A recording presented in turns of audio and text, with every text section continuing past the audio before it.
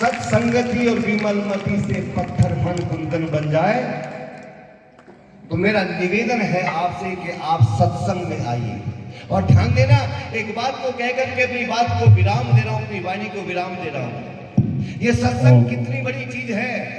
ऋषिवर दयानंद महाराज का प्रवचन चल रहा है। सभा में अनेक व्यक्ति श्रवण कर रहे हैं।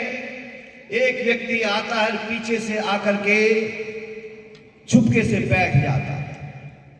जब देखा ऋषिवर दयानंद महाराज का प्रवचन समापन होने जा रहा है, उस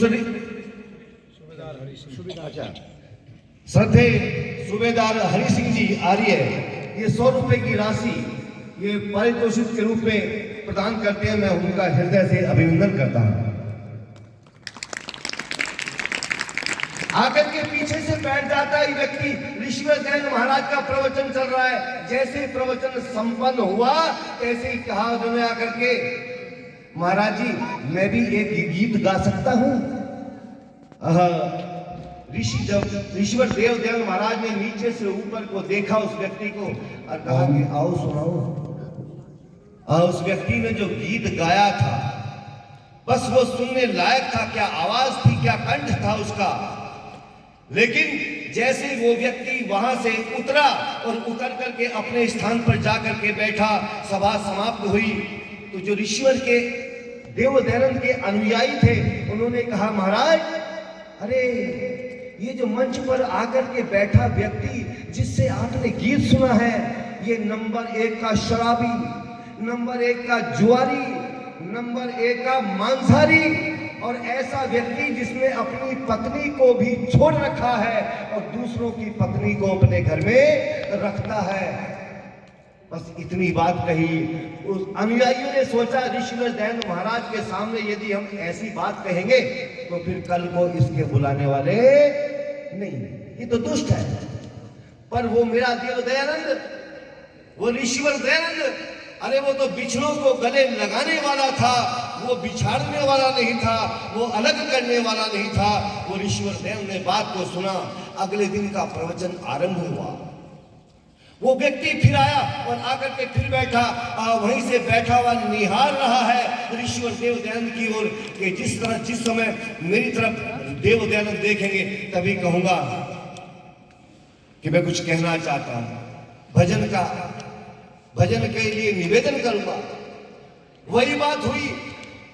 जैसे ही प्रवचन समाप्त हुआ, ऋषिवर देव दयानंद के पास जाकर के कहा, महाराज क्या मैं आज भी एक गीत गा सकता हूं। अब तो ऋषिवर देव दयानंद के अनुयायी सोच रहे ना, आज आपको मौका मिलने वाला नहीं है, क्योंकि कल हमने आपकी सारी कथा ऋषिवर देव दयानंद महाराज को सुना दी। वाह रे वाह देव दयानंद महाराज कहा सुन करके एक भजन और सुनाना चाहते हैं। बोले जी महाराज आइए। और जिस समय भजन सुनाया और जिस कंठ से सुनाया, ऋषिवर दयानंद महाराज भी गदगद हो गए सुन करके। लेकिन कहा, ऋषिवर दयानंद महाराज ने पूछा, बेटा तुम्हारा नाम क्या है? तब उसने कहा मेरा नाम है अमीचंद। तब पीठ थपथपा करके उस देव दयानंद ने कहा था, अमीचंद तुम हो तो हीरा पर कीचड़ में पड़े हो, तुम कीचड़ में पड़े हो। इस बात को सुन करके अमीचंद नाम का शराबी व्यक्ति अपने घर जाता है और विचार करता है, दयानंद ने मेरी बात को सुना, उस महाराज ने मेरी बात को सुना और सुन करके कहा, अमीचंद तू है तो हीरा पर कीचड़ में पड़ा है। अरे हीरा क्या हुआ? अच्छा मैंने भजन अच्छा गाया तो ये हीरा हो गया, पर कीचड़ क्या है? सोचता रहा, विचारता रहा। जब सोचा, तेरा कीचड़ यही है, तू शराब पीता है, तेरा कीचड़ यही है, तू मांस खाता है, तू जुआ खेलता है, तूने पत्नी को छोड़ रखा है। बस यही तेरा कीचड़ है। उस कीचड़ को एक झटके में उखाड़ करके फेंक दिया और ऋषिवर दयानंद का अनुयायी बन गया और ऐसा भक्त बना कि आज हम भी उसके गीत गाते हैं। चंद पंक्ति कह करके अपनी वाणी को विराम देता हूँ। कवि ने बड़ा सुंदर गीत लिखा है।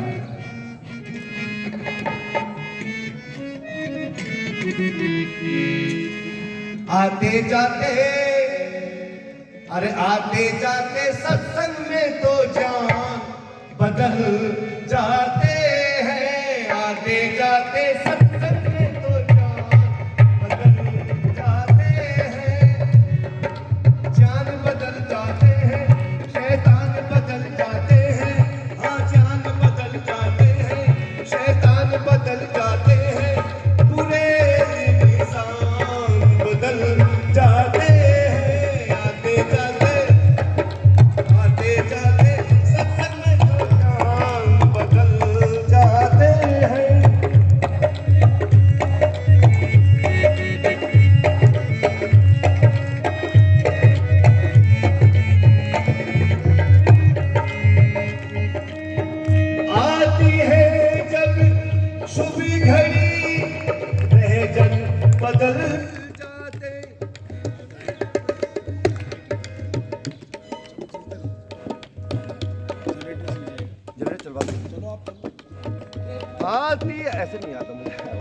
जाओ के बाद।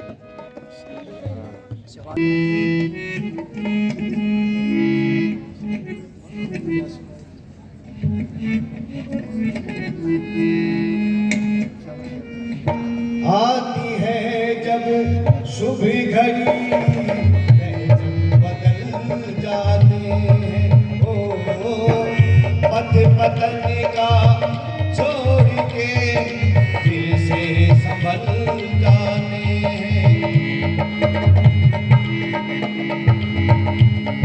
कहाँ से कहाँ पर आ गया रंग दिल पर छा गया।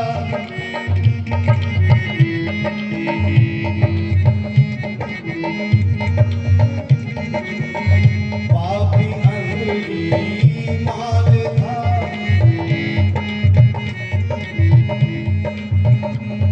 अरे देख सामने बुद्ध को अरे भूल गया सब बुद्ध को गिरा चरणों में हम बदल जाते हैं।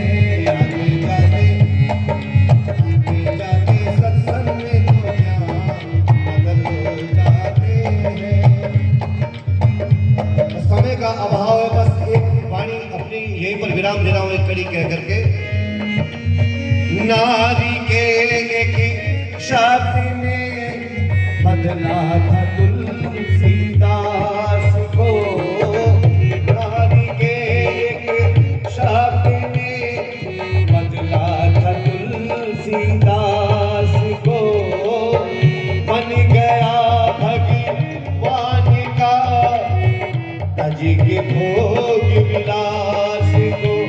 था पुत्र वह तुलसी का है नाम अमर तुलसी का। था पुत्र वह तुलसी का है नाम अमर तुलसी का। लिखी रामायण बदल जाते आते जाते सत्संग में तो जान बदल जाते हैं।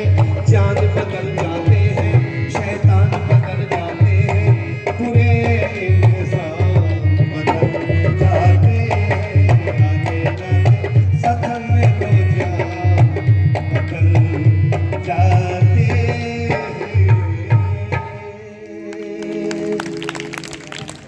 बस ये आपके मध्य में मैंने निवेदन किया थोड़ा सा कि हमें सत्संग में आते रहना चाहिए, विद्वानों से जुड़ते रहना चाहिए ताकि कोई पाखंड अंधविश्वास ना फैले। इस थोड़ी सी चर्चा मैंने आपके की। आगामी कार्यक्रम इसी के साथ अपनी वाणी को यहीं विराम। इति ओम शांति। बहुत बहुत धन्यवाद सत्यार्थी जी। आपने महर्षि दयानंद का जिक्र करते हुए उनके शब्दों का क्या प्रभाव हुआ, अमीचंद का बहुत अच्छा उदाहरण दिया। आप बधाई के पात्र हैं। अब मैं निवेदन करता हूँ, हमारे बीच में बैठे हुए हैं हमारी बहन अलका जी आर्या नोएडा से, और कल से आप इनको सुन रहे हैं, तो मैं इनसे निवेदन करूँगा कि आधा घंटा के लिए अपना कार्यक्रम